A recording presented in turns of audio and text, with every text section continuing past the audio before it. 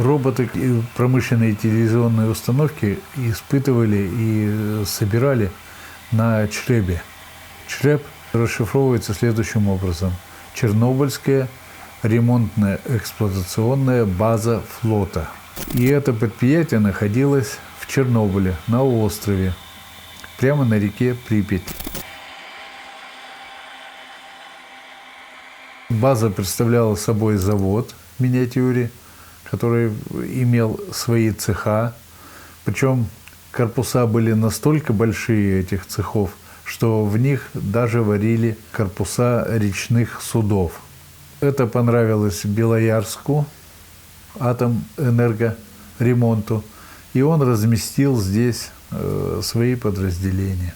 А Белоярск Атомэнергоремонт, он занимался не только ремонтом станции, его подразделения осуществляли и монтаж телевизионных камер, вот здесь она в клетке, и робототехники. В клетке она для того, чтобы не ударили ее, когда опускали или поднимали, поскольку настройка у ней требует внимательности, особенно при транспортировке. Эта камера в дальнейшем была перемещена на площадку, на кровлю крыши над первым-третьим блоками. И она снималась и помещалась, похоже, замком вертолета. Вот петля над ней, тросовая петля. Отъезд.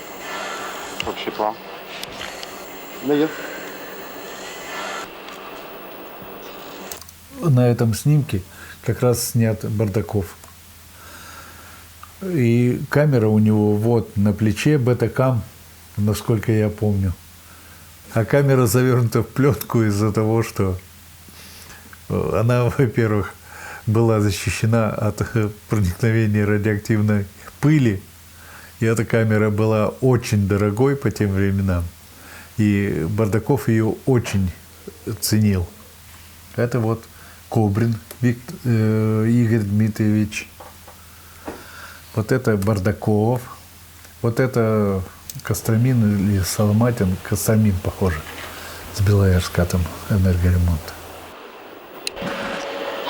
Крутите объективом, чтобы мы ушли из кадра, например. Есть. Снимаем.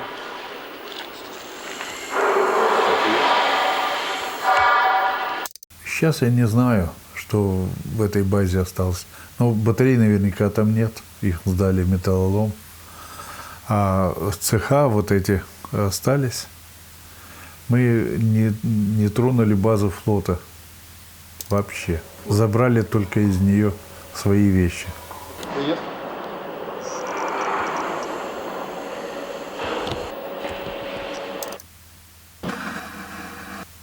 Это завод «Юпитер».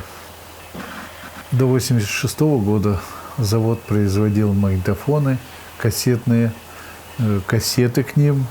И кроме того, он еще был ориентирован на работу по заданию оборонного комплекса. Любая оборонка делала ширпотреб. Может быть, для прикрытия, а скорее всего, в связи с необходимостью, чтобы народное хозяйство продавало через торговую сеть именно те устройства, которые необходимы были советским людям. Тогда завод вообще пребывал в состоянии экспериментального завода. На заводе работали только люди, которые числились в спецатоме. В спецатоме работали и женщины. Это вот были разобраны и ремонтировались на этом заводе масляные выключатели. Мы тогда разбирали и пытались наладить изготовление вот этих цилиндров. Наряду с механообрабатывающими станками есть станки, которые вдавили пластмассу разогретую, и мы пытались с этого завода даже получать сальники. Потом эти сальники завод начал поставлять на атомные станции Украины. и пытался даже обработать графитовые втулки для подводных лодок на дейдвудные трубы.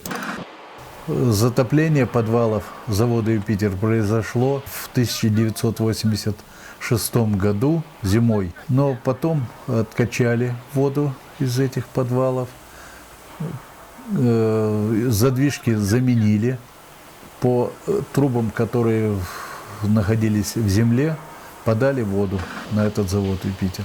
А вот о содержащем фонячего ящика в одном из незатопленных подвалов завода «Юпитер» разговоры ходили только в виде слухов. А слухи вот о том, что в этом фонящем ящике находилась сборка небольшая, фрагмент сборки, который исследовали радиометристы спецатома для интереса. Крановое оборудование хорошо сохранилось. Завод вообще был сохранен в большей степени благодаря заслугам милиции и пограничников на первых порах. Это в начальный период после аварии. На завод не допускали рабочих, но тем не менее вот я видел лом, которым проткнули шкафы с запоминающего устройства в вычислительном центре. В дальнейшем на территории завода были изготовлены могильники, в которых захоранивались и автомобили, и мотоциклы с прилегающих территорий к ЧАЭС, в которых имелось радиоактивное загрязнение.